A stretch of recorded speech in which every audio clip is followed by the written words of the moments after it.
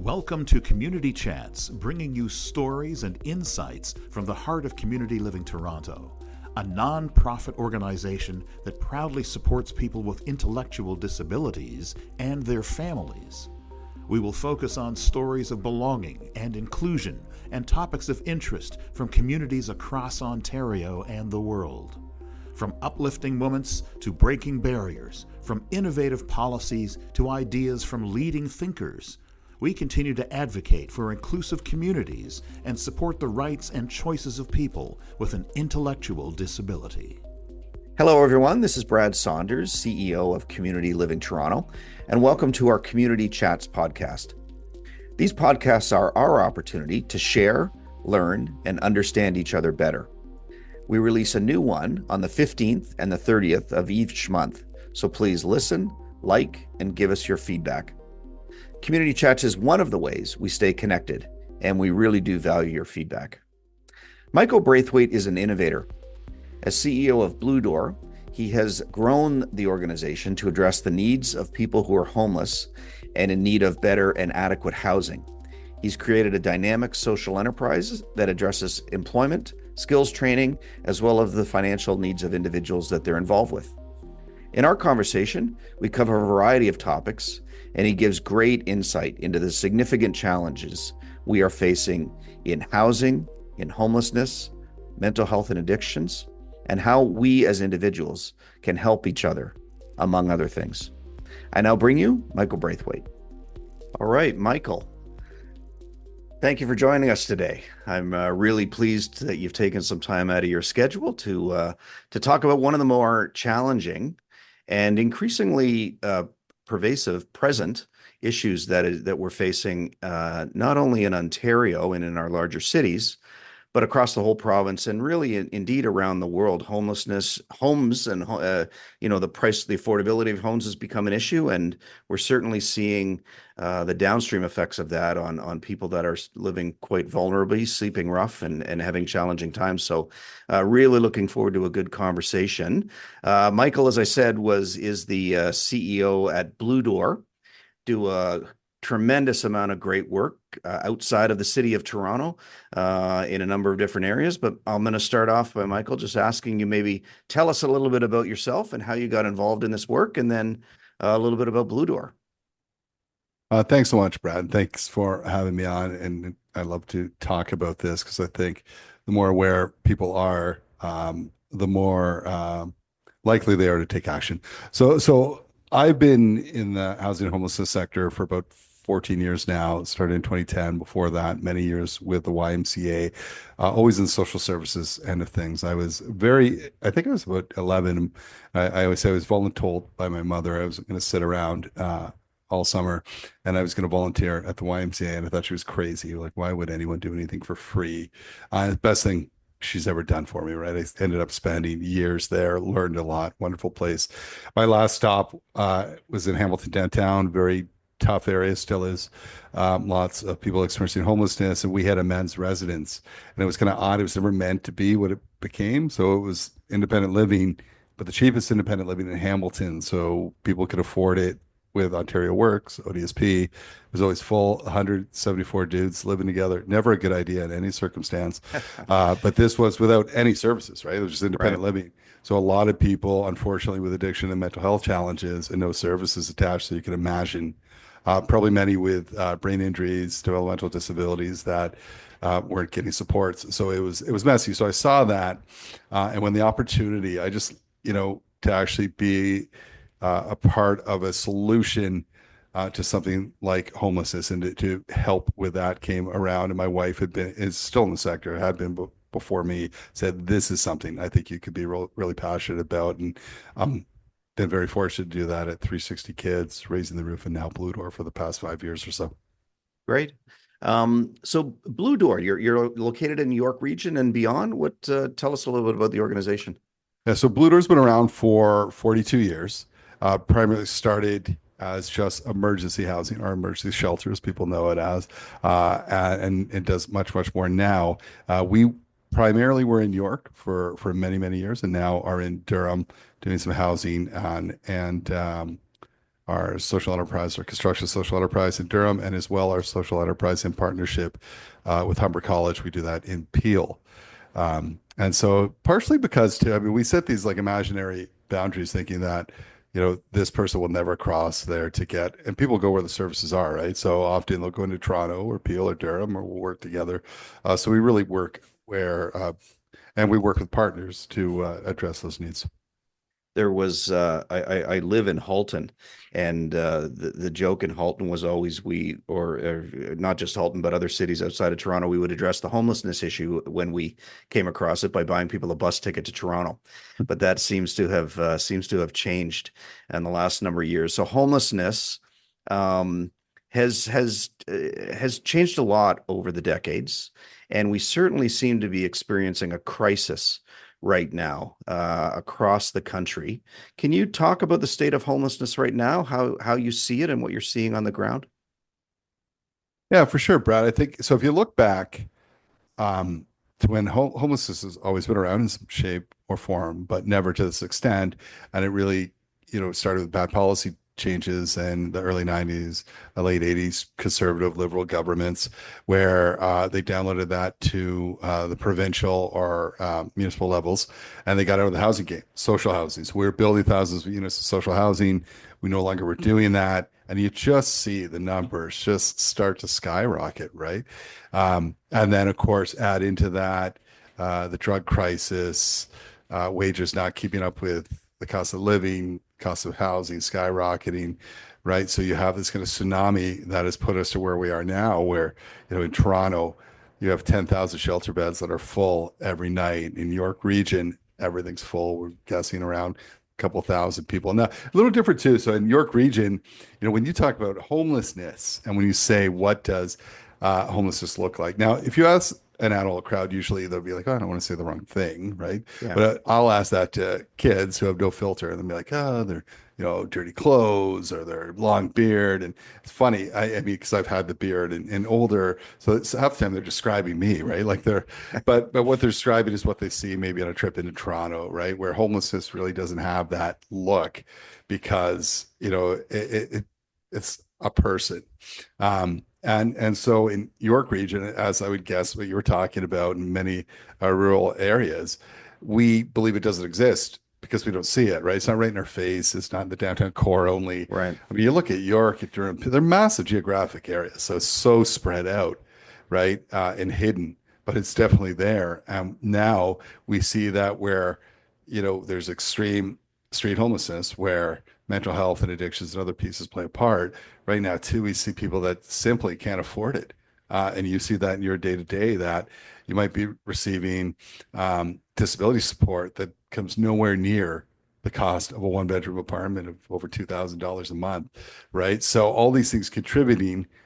We're 30 years behind the social housing game. Yes, the federal government released, a housing strategy, which is awesome. In 2017, we had 30 years to catch up on, right? And, the goal from CMHC was to build, I think we needed like 5 million new homes. And that's not even affordable. That's 5 million new homes Yeah. by 2030. And we're far from that.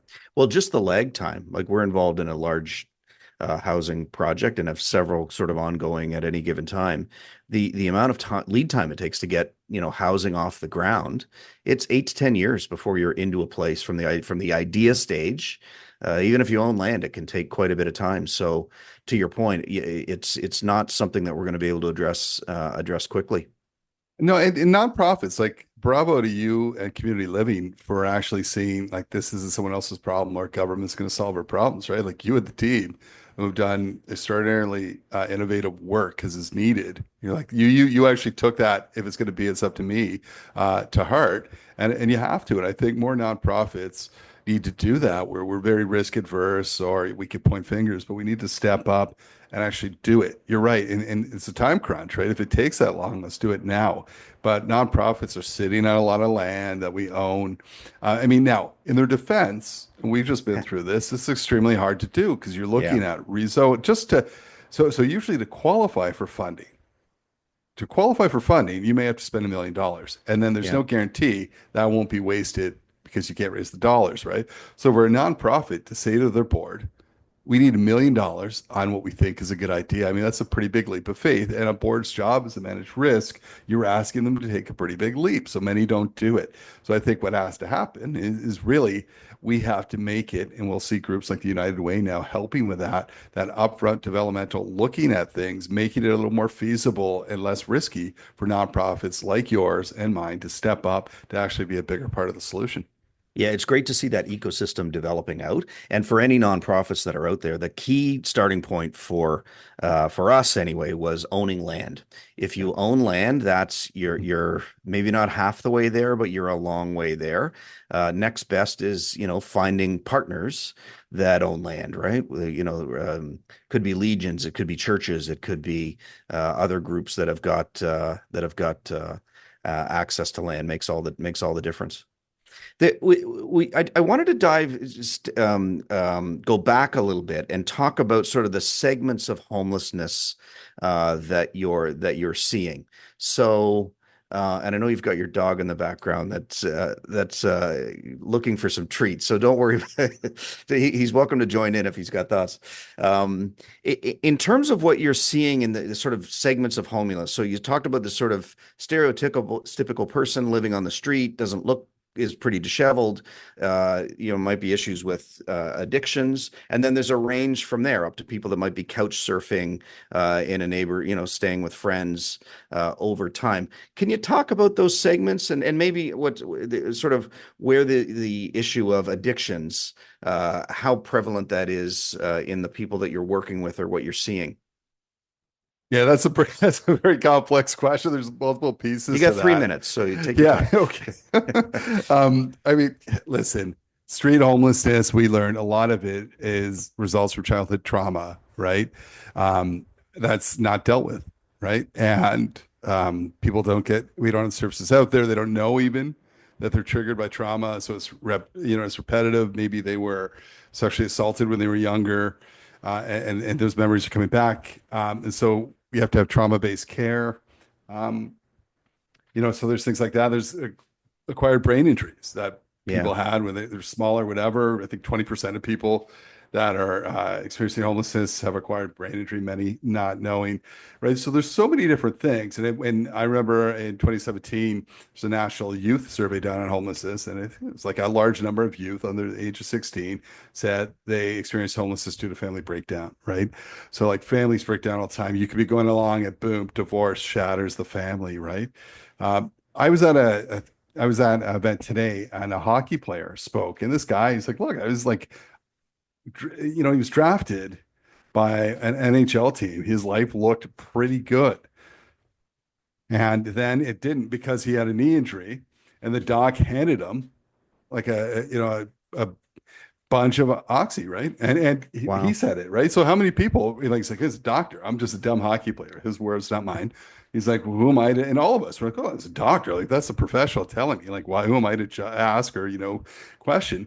And he said, of course, like that led to, and then oxy took over and his life was in tatters. And Wow. he was on the streets of East Side Vancouver, right? And that puts the face to homelessness that really, listen, like when people think it happens to other people, it can happen to you. Yes, addiction too.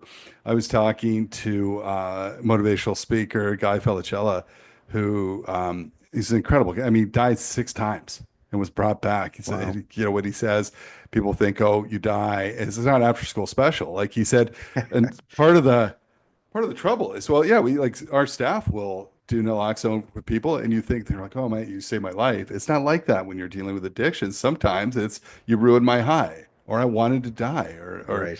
like what the hell did you do at the time? Because the drug's speaking, not that person anymore, right?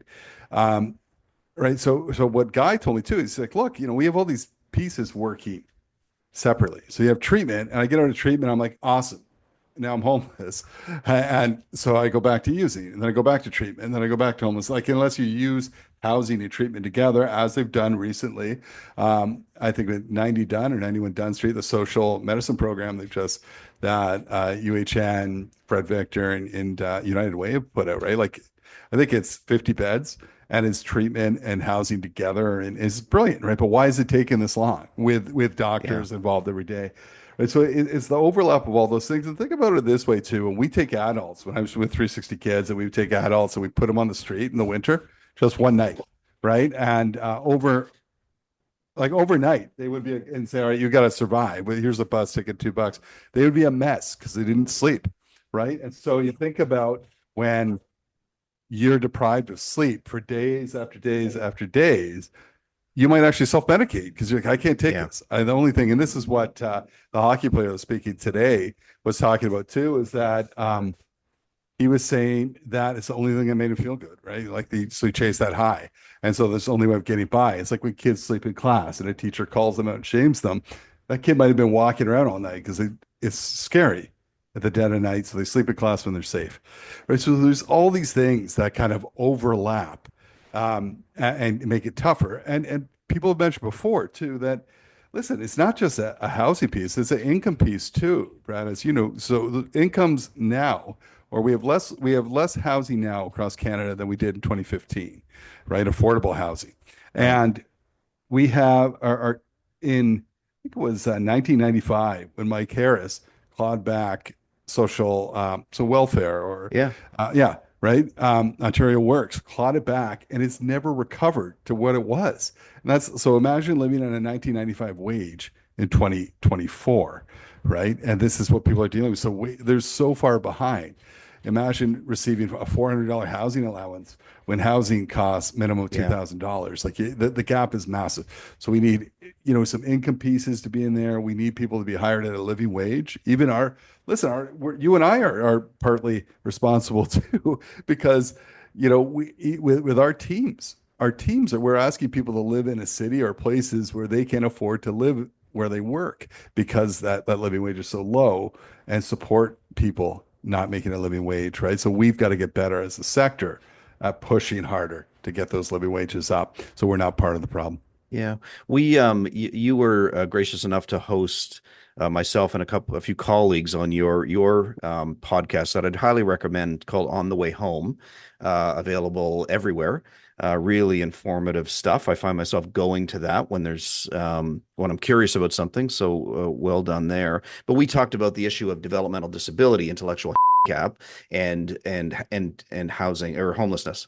And we were involved in we've learned about this at Community Living Toronto in the last 10 or 15 years through a project that we did with the city of Toronto, where we were fortunate enough to be able to do some research on this. We found that people with intellectual disabilities are overrepresented in the shelter system. And it was between 18 and sort of close to 30% of people in shelters had a diagnosed or often undiagnosed intellectual disability.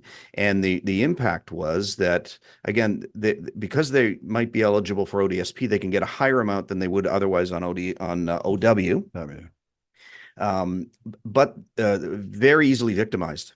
So people tended to, get established somewhere else, set up with housing. There isn't appropriate case management or case support, and people end up making bad choices or being coerced back in. So it was the chronic nature of things that were really challenging.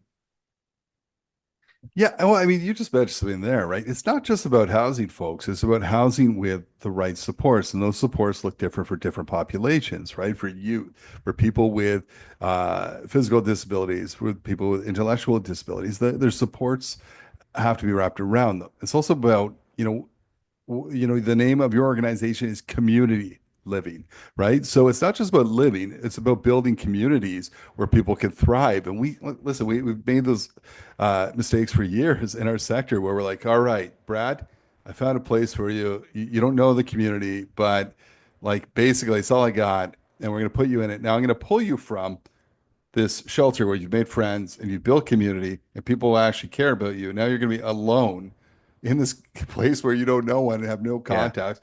And they sabotage that. That doesn't work. We're like, why is Brad back at the shelter 2 months later? Because Brad's itching for love and community and family that he Yeah. found at shelter. So we have to get better at creating that with the supports that we do with housing, regardless of the sector we're serving. But yeah, I mean, when you have some needs, not only are you looking for housing, but there's some specific supports you need that might cost as well, Right. right? It just adds to that, and that 20, 30% that you're talking about, it makes it that much more challenging to find dignified, suitable housing.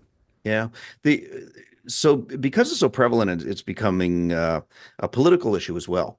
And we're seeing some, there's been various approaches. Vancouver had tried sort of a more legalized approach, and they'd backed away from that. Toronto had looked at that, and I don't think that they're going to go down that road.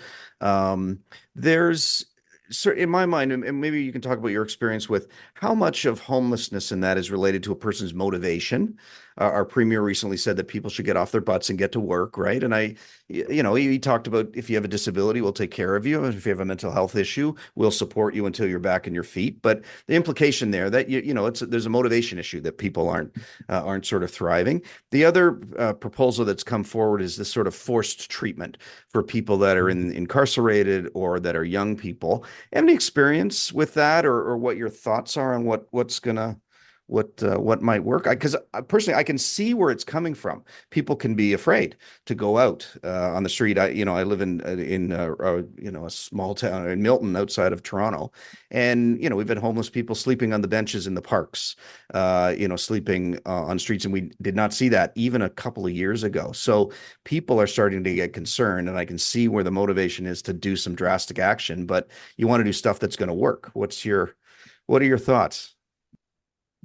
Well, listen, it's complex. I love, and I'm not going to try and quote it word for word, but uh, in general, the Martin Luther King quote around bootstraps, right? Like, it's hard for a man to pull themselves up by their bootstraps when they can't afford boots, right? And that's really, someone who is living that rough in a tent in an encampment without a fixed address to go to work, to shower, to go to an interview, to get a phone call, to all those things. Go to the washroom, Go to the like right? wash it, like anything. So to say you are ready for employment, get off your that AF our premier said, I think is really short-sighted, right? And lumping everyone into a category and people like, well, it's their choice. When we talk about choice, we have to actually, what is choice, right? So if I come to you and say your only choice is to go back to a men's shelter where you might have been hurt, or there's some trauma related to it, or you're not good around other people, that's not really choice. That's a No. choice, right? And so, well, they chose to stay in the camp, and yeah, they chose safety and community that they created. So you have to have choices for them that actually give them a choice that might be a right fit, right, for people experiencing homelessness and encampments, right? And I think, many have got it right where, look, if there's a bigger encampment, just the necessities of clean washrooms, place to wash your hand, get drinking water. Well, you're encouraging it. You're not really, right? Like we're talking bare. We're Yeah. talking living, not It's dying, it's right? it's humanity. We're we're Yeah, we're responding to people in the moment with their immediate needs. yeah. And so I always think that, and it bugs me because I think sometimes we just we're good with good enough. And they say that we're like, hey, let's design a better tent, a better sleeping bag. I know we got these small, and I get what people are saying. It's better than dying, but Yeah. we can get better than dying, right? Like that whole uh, when they say perfect is the enemy of good. And I loved it in the movie Blackberry where the guy said, yeah, well, good enough's the enemy of humanity. And I love that quote because it is, because we're like, oh, job done. And we don't try anymore. But I run a program out of the cold. It's a beautiful program. The faith community steps up. We save Right. thousands of lives. They show people that they're loved and they mean something. But that's not good enough. A mat on the floor and care and a warm meal, and they have to leave at 7 a.m. That's not where it should end. That's a starting point to get them a key to the front door to dignified housing, right? We can't Yeah. stop with good enough, a better tent, problem solved. It is a various bunch of housing income supports.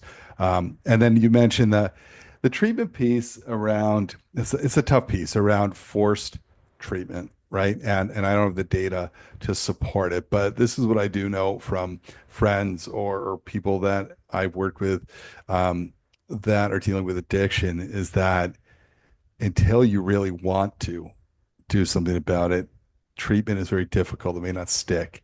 And everyone's bottom is very different. Sometimes they hit bottom with death, which is, so tragic. But I had a friend, I remember his wife would say, we have to do intervention. We have to do intervention. I'm like, no, so-and-so knows they've got to stop. They don't want to right now. They're not at that point. And when they did, they did. and thankfully got help and now has been, clean for years and years, right? But every day is a fight. So I think we're such a society, Brad, of it's got to be this way or this way. An example of Yeah. that is around the safe injection sites, like treatment, not that. Like, well, what can't you do both? Like, we need both, right? There's people and so many people that are in recovery that will say, without those safe recovery sites, I'd be dead.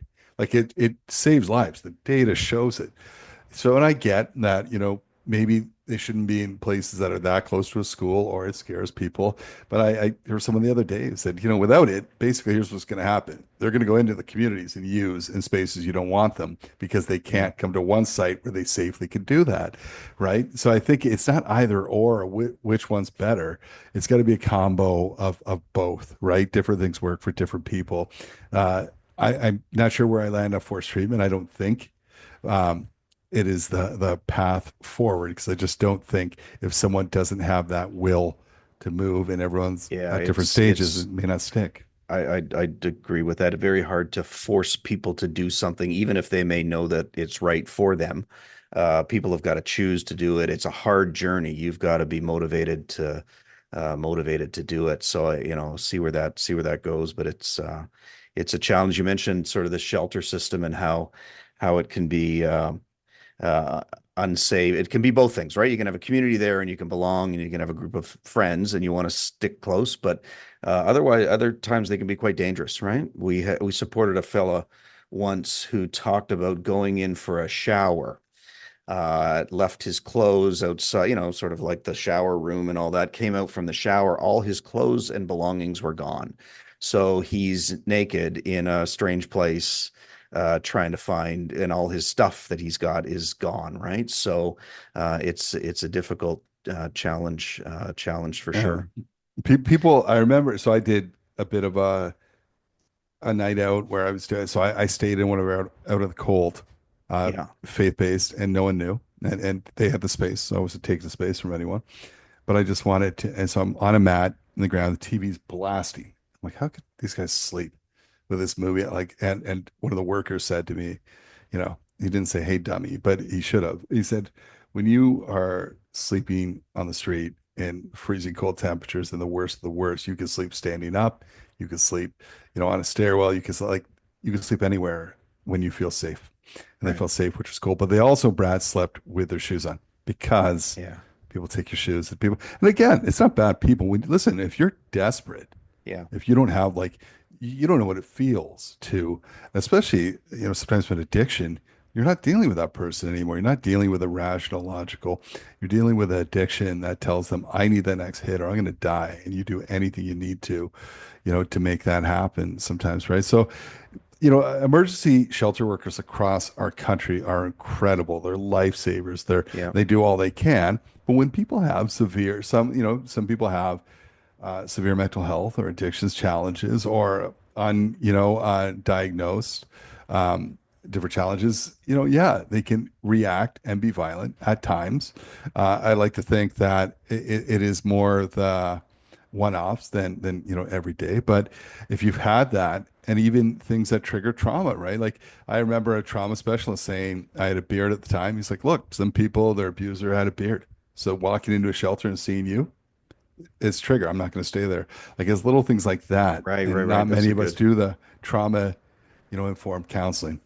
Yeah. One of the you talked about how important shelter workers are across the province. And in the province of Ontario, we've got a program called Adult Protective Services, and it's for again adults with an intellectual disability who are often living on their own and can self-direct what they want. So just a shout out, they're Amazing. celebrating 50 years this year of that program across the province. And the stories are remarkable, and the staff, the dedication that they bring to the job every day is just incredible. Yeah, Um, it's incredible. yeah. Just got a couple more minutes here. I find it overwhelming, the magnitude of the challenge. And you're doing a bunch of stuff and we're doing a bunch of stuff, but it just seems like drips in the ocean at times. What um what brings you hope? What keeps you going? What do we have to be optimistic about? Well, I think talking to people like you gives me hope. Talking to my team, hearing about, even the people themselves. I was talking to a guy about 3 weeks ago, and we had a staff thing in a park, and a guy came up to me, and him and his wife. I don't even know. I offered him, I said, some water. He's like, "Oh, thanks, man. I didn't know he was experiencing homelessness." He started telling me a story. He's like, "Yeah, your team's working with me. My wife and I have been living in our car for 4 years. 4 years, man, Wow. living in a car." Now, here's the thing. What I say gives me hope. Wasn't complaining. It's like, your team's awesome. Times are tough. At least we have a place to stay. I'm like, he's not bitter. He's not angry.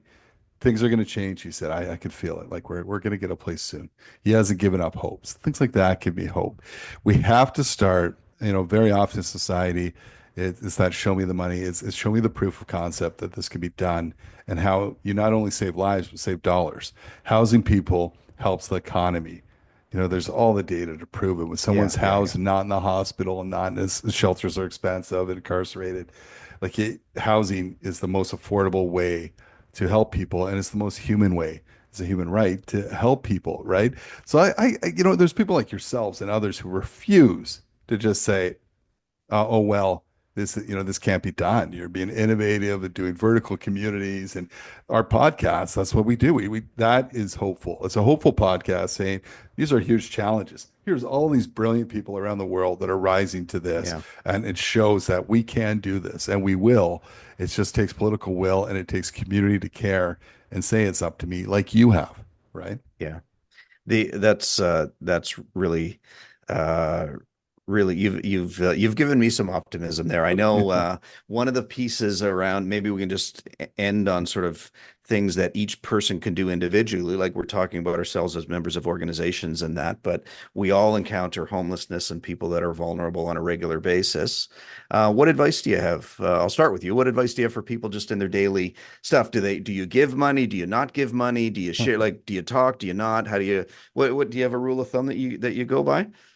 Yeah, it's funny hearing this guy talk today, this hockey player. He said, "Man, I just wanted, like, when I was on the street, it was like I didn't exist. People walked by like I wasn't even there, like I was the curb, right?" And so it's just be I was the kind, curb. That's the statement. Yeah. like, Yeah. well, I mean, it's like just be kind, just acknowledge, even a look and a nod that I see you, right? Like that. Um, Money is very personal. I mean, stop trying to quantify, like, if I give so and so money, what are they going to do? And he said it brilliantly today, what I love. He's like, look, you're either going to give me money to buy, if I buy drugs with it. If I don't get it from you, I'm just going to break into the car next to me to do it. So maybe you're preventing a crime, but really, give without thought, give with intention of, I don't like, it's not up to me what they're going to do with it, right? But I gave because from my heart, I wanted to help, Yeah. right? You're not hurting, or not. But Brad, I was recently in Toronto, and there was some face down on the sidewalk on on Church Street, and it was just like people going around and not even like, what is wrong with us? Like Yeah. that we Yeah. can't even, you don't even know if that person's alive. And a few people would kind of look, whatever, and my wife and I being in the sector called 311, got them the help. But also you got to be careful because the man ran up, kind of grabbed them by the shoulder. I'm like, no, right? Like you don't know what state. And of course, the person was startled. No one took a swing at the, I'm like, and I talked to him after, like, love your intention, but be very careful.